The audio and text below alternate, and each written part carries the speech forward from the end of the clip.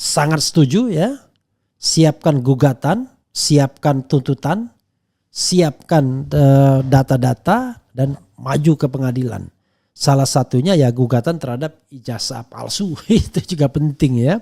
Ini tidak bisa dimaknai sebagai politik balas dendam ya, tapi langkah penegakan hukum untuk memberikan pembelajaran agar siapapun yang berkuasa itu tidak seenaknya. Penegakan hukumnya harus benar ya. Jadi prinsip mikul duar mendem jero itu bolehlah menjadi sebuah kebijakan kita ya. Tetapi yang namanya penegakan hukum ya harus jalan seandainya memang ada pelanggaran hukum yang harus diproses. Tapi kalau tidak ada jangan diadakan. Intinya adalah cari kebenaran bukan cari pembenaran. Tegakkan hukum secara adil ya, bukan tegakkan hukum siapa yang diadili ya.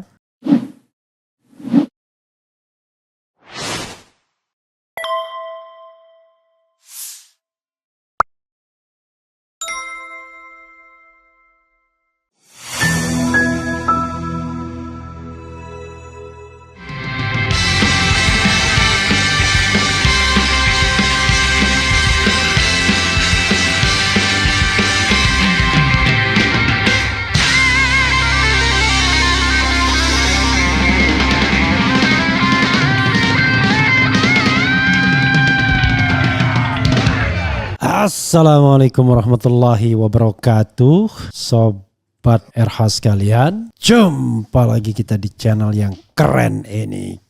Keren cadas. Ya sobat RH sekalian, ini ada hal yang terkait dengan upaya tuntutan orang-orang yang ingin memperkarakan Presiden Jokowi kalau nanti sudah lengser ya. Tentu penegakan hukumnya harus benar ya. Jadi prinsip mikul duar mendem jero itu bolehlah menjadi sebuah kebijakan kita ya. Tetapi yang namanya penegakan hukum ya harus jalan seandainya memang ada pelanggaran hukum yang harus diproses. Tapi kalau tidak ada jangan diadakan. Intinya adalah cari kebenaran bukan cari pembenaran. Tegakkan hukum secara adil ya, bukan tegakkan hukum siapa yang diadili ya. Dan ini ada pernyataan dari TPDI, Tim Pembela Demokrasi Indonesia ya, dari fusilatnews.com. Petrus.2 ya, Petrus Celestinus, gugatan hukum KKN dan kasus lain sudah antri menunggu Jokowi lengser. Walaupun saya pernah nyindir juga ke yang bersangkutan, kok waktu masih akrab sama Jokowi kita yang dilaporkan Petrus Celestinus, tapi it's okay, nggak apa-apa ya. Oleh Karyudi Sucaya Putra.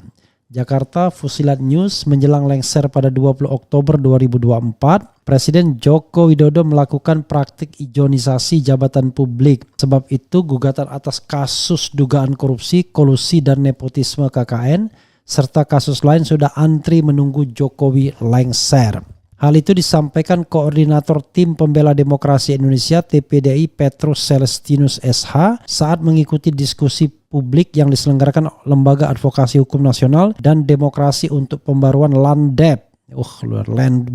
Dengan tema Dinasti Politik Jokowi, sebuah penghancuran sistem demokrasi dan penegakan hukum dalam rangka refleksi 28 tahun reformasi 1998 di Batik Kuring Park, Semanggi ya, yang saya juga hadir. Tampil sebagai pembicara adalah budayawan Eros Jarot, pakar hukum tata negara Refli Harun, anggota DPR RI dari PDI Perjuangan Deddy Sitorus, pengamat politik dari Universitas Airlangga Surabaya Erlangga Pribadi Kusman, Wakil Ketua Komisi Pemberantasan KPK 2015-2019 Horsi Tumorang, dan dimoderatori wartawan senior Kompas Tri Agung Kristanto. Diskusi publik tersebut juga dihadiri sejumlah advokat dari TPDI yaitu Erik S. Paat, Jamie S. Mokolensang, Ricky D. Moninka, dan Davianus Hartoni Dedi, serta aktivis senior Andi Sahrandi yang juga memberikan closing statement pernyataan penutup. Jokowi, tegas Petrus, harus diwaspadai karena sedang menerapkan praktik ijonisasi jabatan publik untuk dirinya dan sejumlah orang tertentu dalam dinasti dan kroninya. Untuk persiapan pasca lengser dari jabatan Presiden RI. Hal itu jelas Petrus dapat dilihat dari kebijakan merekayasa perubahan pasal 169 huruf Q Undang-Undang Nomor 7 Tahun 2017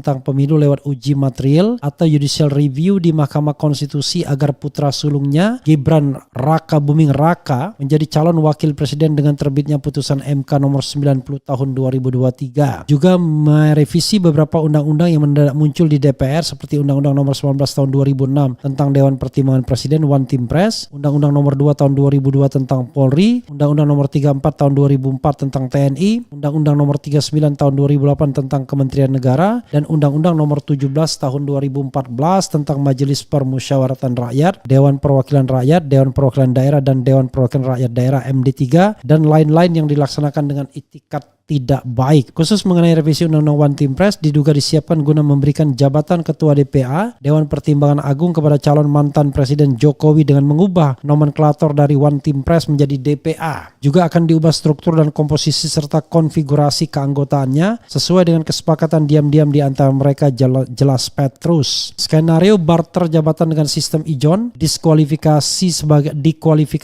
sebagai kejahatan korupsi berupa gratifikasi model baru dengan daya rusak yang tinggi terhadap demokrasi karena politik dinasti kronisme dan nepotisme memproduksi jabatan-jabatan yang bisa dibarter di antara mereka dalam semangat konspirasi untuk dinasti politik Jokowi dan kroninya lanjutnya.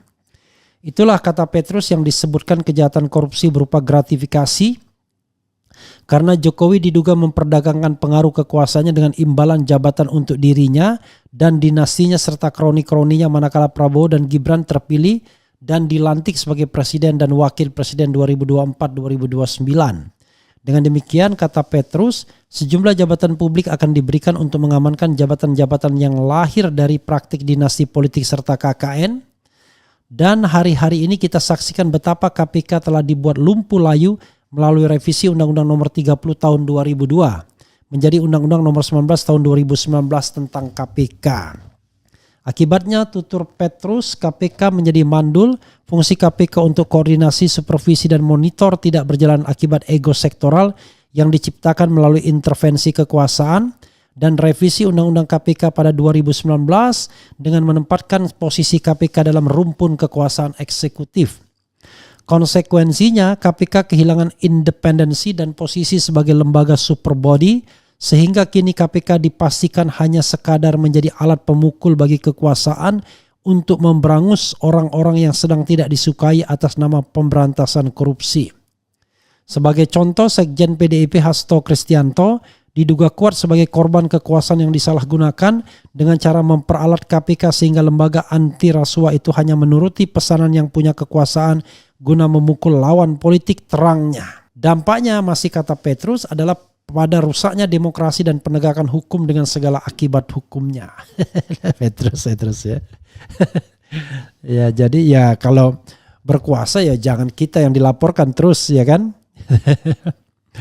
Kemudian padahal kayak saya, Rocky, dan Hersuberno, siapa lagi ya dia laporkan, itu kan orang-orang yang kritis pada pemerintahan ya, bukan orang yang mencoleng atau mencuri ya.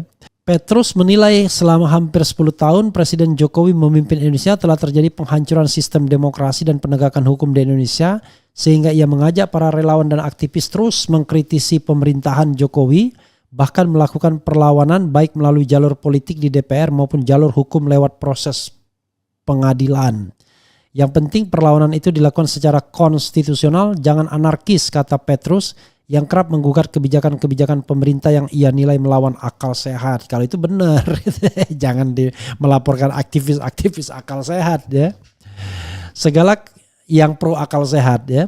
Segala kehancuran yang terjadi di masa pemerintahan Jokowi yang tersisa kurang dari 3 bulan lagi, baik pada aspek demokrasi maupun hukum, kata Petrus, akan berlanjut di era pemerintahan Prabowo Gibran yang merupakan kelanjutan pemerintahan Jokowi. Bahkan pemerintahan Prabowo Gibran nanti adalah pemerintahan Jokowi jilid 3. Karena Gibran merupakan anak sulung Jokowi dan Prabowo pun sudah berkomitmen untuk melanjutkan program-program kerja Jokowi. Maka pilihannya tidak lain adalah melakukan perlawanan dan persiapkan jalan menuju proses hukum terhadap Jokowi dan keluarganya, cetus Petrus. Luar biasa, cetus Petrus ya. Jika pada tahun 2001-2004 Presiden Megawati Soekarno Putri berhasil memproses hukum mantan Presiden Soeharto secara pidana dengan menjadikannya sebagai terdakwa dan diadili dalam perkara tindak pidana korupsi, maka ke depan tidak sulit dan beralasan hukum yang kuat untuk membawa Jokowi dan keluarganya untuk diproses hukum guna dimintai pertanggungjawaban pidana atas dugaan KKN serta kasus lain yang antri menunggu giliran tandasnya. Ya. Oke, sobat era sekalian, sangat setuju ya. Siapkan gugatan, siapkan tuntutan, siapkan data-data dan maju ke pengadilan. Salah satunya ya gugatan terhadap ijazah palsu. Itu juga penting ya. Jadi sobat RH sekalian, kita lihat ya bagaimana ke depannya nanti setelah Jokowi lengser ya. Kita lihat ya apakah gugatan itu ada, karena tidak hanya Petrus yang ngomong begitu tapi juga Partai Negoro, partai besutan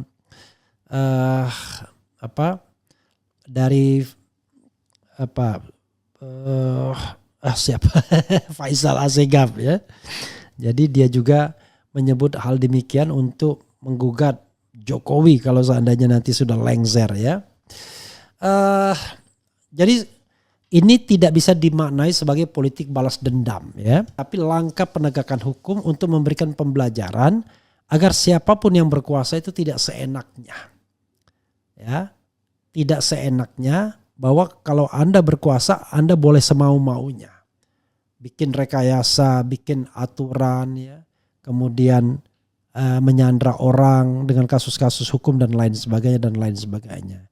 Dan secara orang Indonesia senang semua duit, senang semua kekuasaan dan lain sebagainya ya. Karena itu ini adalah konsekuensi bernegara yang benar. Kalau memang ada pertanggungjawaban hukum ya tanggung jawab. Tapi kalau memang tidak ada ya tidak boleh dibuat-buat. Intinya adalah penegakan hukumnya harus benar dan adil. Oke. Coba kita bacakan komentar sobat RH sekalian ya. Masih ada nggak yang bilang sakit hati dan lain sebagainya? Nggak ada kaitannya sakit hati apa-apa ya. Kita bicara tentang bernegara yang benar dan bermartabat ya. Pemburu kecebong, dosa besar Wiwi telah mengobrol IKN ke investor asing hingga 190 tahun dan memperpanjang kontrak Freeport hingga 2061 ya. Almarhum Pak Rizal Ramli pernah menentang proyek listrik 35.000 megawatt. Itu akan merugikan negara, tapi beliau dipecat oleh Wiwi dan sekarang terbukti ucapan almarhum Pak Rizal Ramli terbukti benar. Dugaan keras saya bahwa Jokowi bersama Mahfud MD adalah otak di balik skenario pembantaian 6 laskar FPI karena aneh mereka malah pasang badan untuk polisi, tidak peduli mereka harus dihukum pembunuhan berencana. I don't know exactly ya. Saya juga merasa heran ketika Pak Mahfud pasang badan ya. Pemburu kecebong lagi, IKN diobrol 190 tahun, kontrak Freeport diperpanjang hingga 2061, 5 juta ton nikel diselundupkan ke Cina, ya 5,6 kalau tidak salah. Dan ini melibatkan lingkar istana ya. Konon katanya begitu kata Faisal Basri, 90% seluruh tambang nikel di Indonesia telah dikuasai Cina, buyback Indosat hanya janji palsu. Apakah Pak Refli Harun membuka, ya oke itu. Jadi saya jarang ya, saya beracara paling di Mahkamah Konstitusi, itu pun kalau ada kasus ya. Kemudian pemburu kecebong, korupsi bansos era COVID-19 100T, korupsi Surya Drama alias Apeng senilai 104 triliun, korupsi Indosurya 106 triliun, korupsi BLBI 138 triliun, korupsi Timah 271 triliun, 300 triliun Timah ini ya. Pencucian uang Kemenku 3.409 triliun. Luar biasa pemburu kecebong nih God. Tangkap dan penjarakan itu pengguna ijazah palsu. Kasus pelanggaran HAM di rezim Wiwi seperti kasus pembantaian KM50, kasus pembunuhan Brigadir J dan korban tragedi Kanjuruhan hingga kini tidak mendapat keadilan. Jokowi harus dan wajib diadili jika memang negara ini masih negara hukum. Bang, bagaimana kabar terbaru IKN dari informan RH? Apakah semuanya sudah siap dalam Jokowi akan memindahkan ibu kota termasuk semua kementerian ASN, DPR, DPD? Belum ada lagi ya. Belum ada lagi masukannya. Ya baru soal surat kualitas air minum ya. Belum ada lagi yang terbaru. Dan saya juga tidak minta-minta ya. Usut tuntas ijazah palsu. Saya sangat menantikan hal ini. Menurut Bang Refli, yakinkah kejahatan-kejahatan Jokowi ini bisa diungkap setelah lengser dan bisa Jokowi bisa diadili atau hanya dimaafkan? Kalau melihat karakter bangsa kita nggak yakin saya. Apalagi anaknya masih menjadi wakil presiden dan Prabowo kemudian nggak ngerti ya. Karena gini, orang yang suka menegakkan kebenaran dan keadilan itu adalah orang yang memang getol seperti itu. Dan biasanya orang seperti itu bukan pengusaha. Ya orang biasa. Tapi kalau pengusaha yang banyak lika-liku hidupnya, wah nggak ngerti saya ya. Kemudian wajib Jokowi diadili ya. BTW Bang, tolong undang Pak Ihsanuddin Nursi dicecar ya. Bang Ihsanuddin Nursi celakanya dia nggak bisa datang ke sini ya. Kalau jam kerja nggak bisa, kalau jam libur dia nggak mau pergi. Susah jadinya. Yang ada adalah kita suruh ke sana ya. Nah, kalau kita suruh ke sana ya berarti kan peralatan kita nggak bisa ini kan. Ya oke lah, nanti kapan-kapan ya. Kemudian gugat infrastruktur mangkrak dan mubazir, bikin utang meroket dan jadi beban rakyat yang berkepanjangan dan rusaknya demokrasi serta konstitusi yang diubah seenaknya ya. Bung Refli, tolong baca komentar saya. Bung Refli, tolong Jokowi wajib diadili. Tidak ada alasan untuk membela Jokowi. Jokowi wajib diadili secara hukum. Iqbal Yulianto.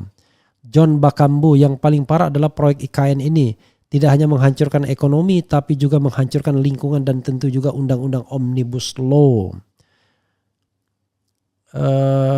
Lihat sejarah presiden pensiun, masalah hukum akan menguap. Bang Refli, orang mana? Saya dari Linggau ya. Bapak ibu saya dari Ogan Komering Ilir ya. Ya saudara sekalian, nanti kita lihat saja ya.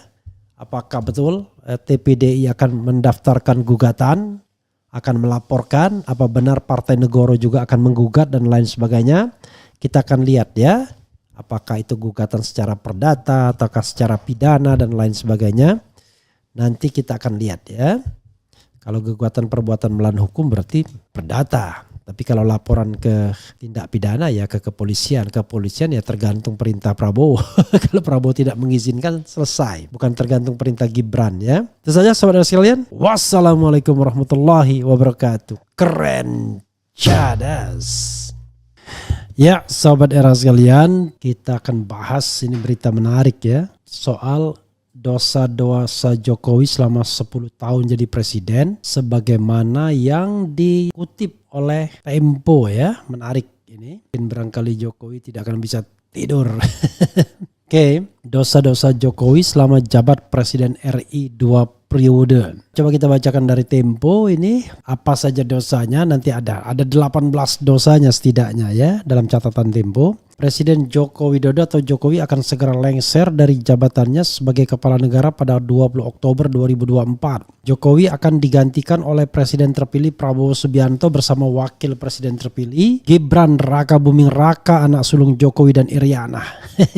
yang bikin kita males ya. Jokowi adalah politikus Indonesia yang lahir di Surakarta, Jawa Tengah pada 21 Juni 61. Dia merupakan lulusan Fakultas Kehutanan Universitas Gadjah Mada UGM ya, yang masih dipersoalkan ijazahnya. Setelah lulus kuliah, Jokowi sempat bekerja di PT Kertas Craft Aceh, namun dia memutuskan untuk kembali ke Solo dan memulai bisnis mebel lalu mendirikan CV Rakabu pada 1988. Jadi ketika reformasi 98 dia masih menyerut kayu ya. Jokowi akhirnya terjun ke dunia politik pada 1998 ya, dengan bergabung bersama Partai Demokrasi Indonesia Perjuangan PDIP. Karir Jokowi di pemerintahan dimulai sebagai wali kota Solo pada 28 Juli 2005 hingga 1 Oktober 2012 ya. Luar biasa nih memang Presiden Jokowi ya. Setelah itu ia menjabat sebagai Gubernur DKI Jakarta pada 15 Oktober 2012 sebelum terpilih sebagai presiden pada pemilihan presiden 2014 dengan dukungan utama dari PDIP. Pada periode pertama pemerintahnya ia didampingi oleh Yusuf Kalla.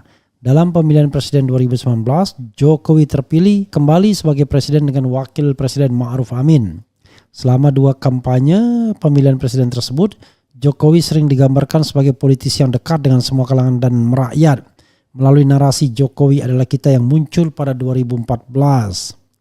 Selama periode pertama kepemimpinannya, pembangunan infrastruktur menjadi program prioritas pemerintahan Jokowi.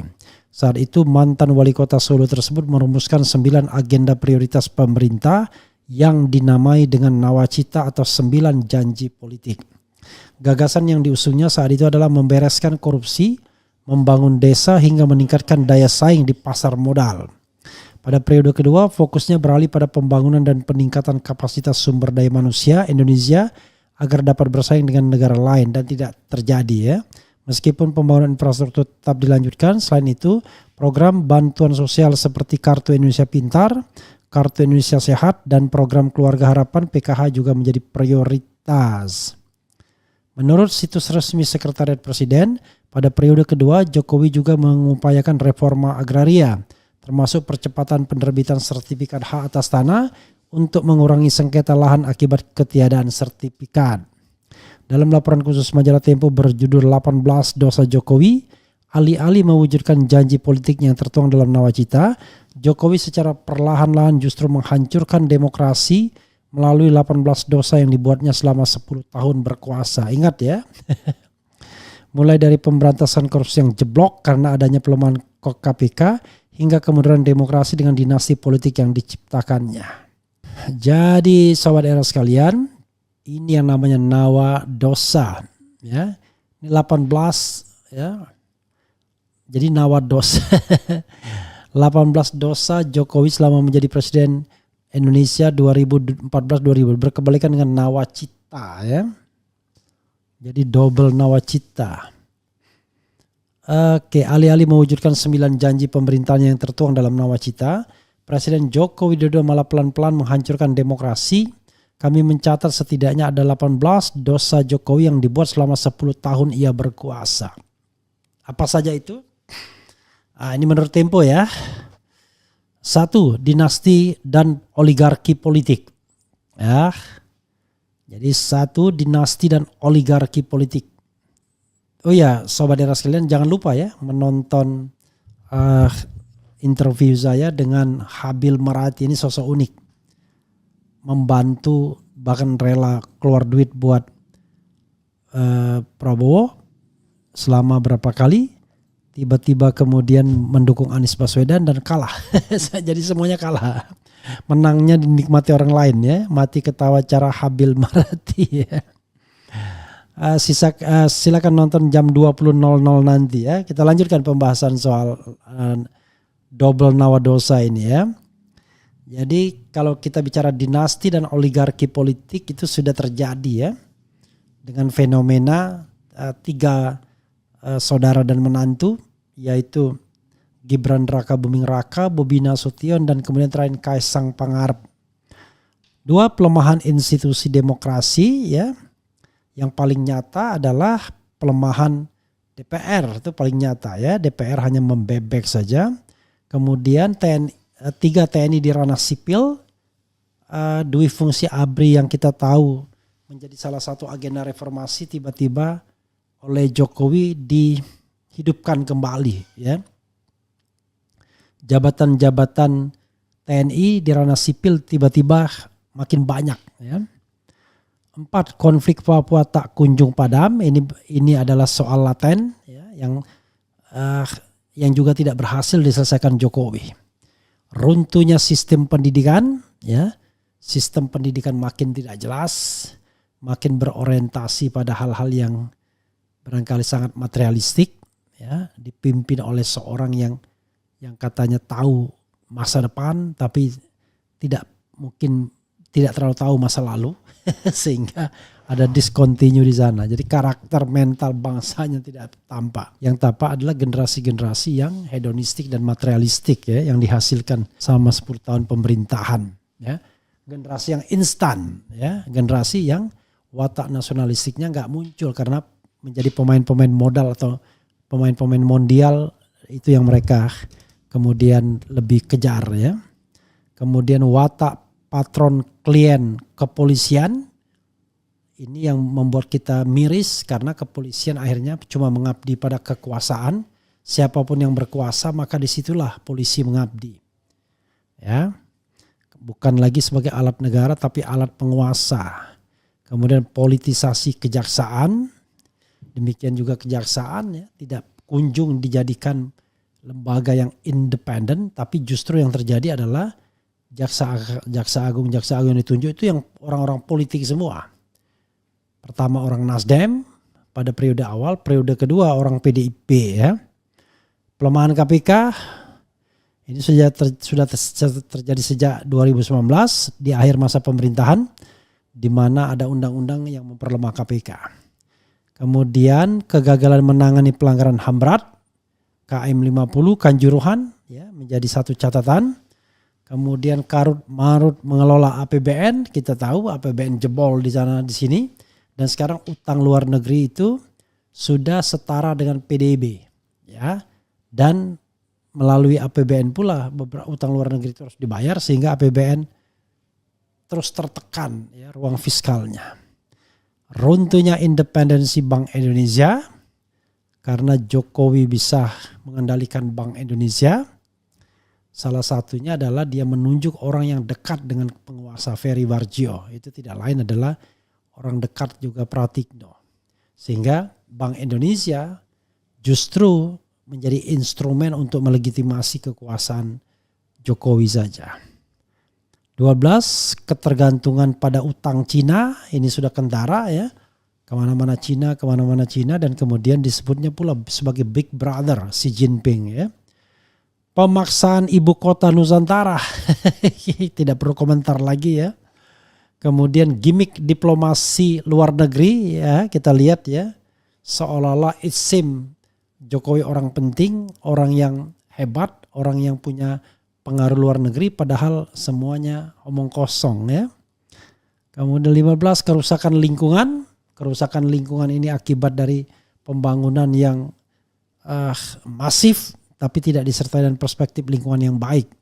Konflik agraria yang tidak selesai-selesai juga ya. Walaupun sekarang diberikan kepada AHY, kita lihat saja ya. Kriminalisasi atas nama proyek strategis nasional yang sudah merasakan adalah Edi Mulyadi misalnya, dan banyak orang ya. Ketika mengkritik soal proyek strategis nasional malah dikriminalkan. Siapa aja. Kemudian kebebasan sipil yang menyempit. 18. Terutama orang-orang yang selama ini selalu bentar-bentar lapor polisi kalau ada apa-apa. Jadi itu sobat era sekalian, dosa-dosa Jokowi selama 10 tahun, 18 dosa. Dan memang beberapa di antaranya tidak terlalu masih abstrak ya, perlu dikonkretkan ya. Seperti pelemahan institusi demokrasi itu perlu dikonkretkan. Kemudian runtuhnya sistem pendidikan itu juga perlu dikonkretkan. Kemudian karut marut mengelola APBN perlu dikonkretkan. Runtuhnya independensi Bank Indonesia perlu dikonkretkan. Beberapa di antaranya perlu dikonkretkan. Tapi intinya adalah ya itulah Jokowi dengan dosa-dosanya. Oke, saudara sekalian, coba kita baca komentar sobat era sekalian ya. Sekali lagi jangan lupa nonton pukul 20.00 wawancara saya dengan pengusaha Habil Marati yang tidak pernah takut untuk membela pasangan-pasangan yang barangkali tidak endorse di kekuasaan atau oleh kekuasaan. Tidak takut membela atau mendukung Prabowo ketika berhadapan dengan Jokowi, dan tidak takut mendukung Anies Baswedan ketika berhadapan dengan Prabowo ya. Allah Maha Pengampun ya. Adili aja gorong-gorong raja. Di akhirat gua tuntut ntar kayak Tuhan dah lu. Saya membacakan Tempo Dos Santos ya.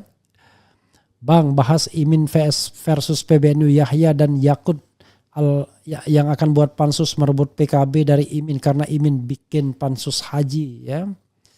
Ya nanti kita bahas ya. Siap-siap lengser penyakit hati. Oke.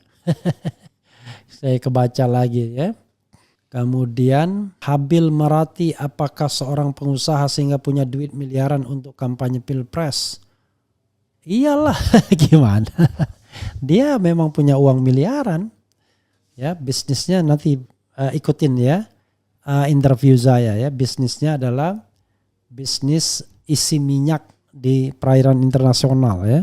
Kemudian sampai jam 21.00 ya kurang lebih lah ya. Apakah era setuju tentang revisi undang-undang bahwa TNI boleh berbisnis? Ya tidak setuju lah. TNI itu adalah alat negara, alat pertahanan. Kalau dibiarkan berbisnis ya bahaya.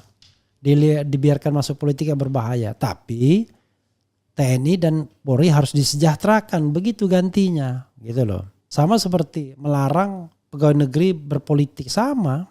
Bang RH coba pikirkan apa yang bagus dari Jokowi sebagai pemimpin. Coba jangan bilang infrastruktur yang siapapun pemimpin bisa bangun kalau andalkan uang-uang yang akhirnya bikin BUMN karya mau bangkrut dan APBN boncos. Apa ya? Nggak ada. Awalnya sih oke punya ya kan. Misalnya dia melarang rangkap jabatan ya kan. Tapi belakangan ya itu rangkap jabatan jadi sesuatu yang biasa akhirnya gitu ya. Kalau bicara tentang Jokowi, no comment ya. Gitu. Saya kehabisan kosakata. Bung Refli catat semua dosa-dosa Jokowi setelah lengser harus segera dimintai pertanggungjawaban selama jadi presiden ya. Sepanjang Prabowo dan kemudian kroni-kroninya tidak menghalang-halangi ya. Kemudian Pak Refli Harun, kita tunggu Jokowi diadili Allah di akhirat. Entah berapa juta orang yang akan menuntut Jokowi di akhirat karena dizalimi. I don't know ya. Jokowi layak menyandang gelar Bapak Pemborosan Nasional. Negara terlalu banyak utang, kurang baik bagi rakyat. BTW jadi upacara 17 Agustus di KN. Jadi dipaksakan siang malam. PP, Wika, Waskita itu bekerja untuk Jokowi siang malam. Hanya untuk memenuhi ambisi agar ada upacara 17-an di ibu kota negara. Padahal belum siap. Akhirnya apa? Pemborosan kan? Nanti jangan-jangan setelah diaspal dibongkar lagi karena tidak memenuhi spesifikasi. Jadi saudara sekalian itu saja ya. Wassalamualaikum warahmatullahi wabarakatuh. Keren. Cadas.